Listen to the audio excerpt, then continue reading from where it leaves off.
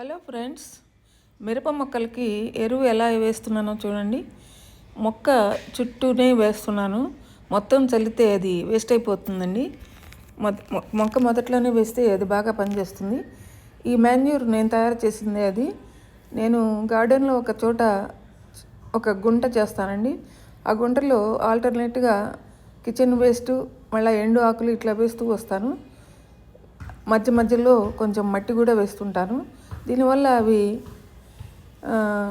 తొందరగా మనకి ఎరువు తయారైపోతుంది. మాన్యూరు డీకంపోజ్ అయిపోయి అవన్నీ అప్పుడు మనం దాంట్లో వానపాములు కూడా బాగా వస్తాయండి. మట్టిలో ఉంటుంది కాబట్టి. మామూలు బిన్లో ఒక డబ్బాలు అట్లా చేసినప్పుడు వానపాములు అంతగా రావు, తొందరగా డీకంపోజ్ అవ్వదు. ఇట్లా నేలలోనే అయితే వానపాములు కూడా బాగా వస్తాయి. అవి మొక్కలకి బాగా మేలు చేస్తాయి కదా. ఆ విధంగా చేసిన ఎరువు ఇది.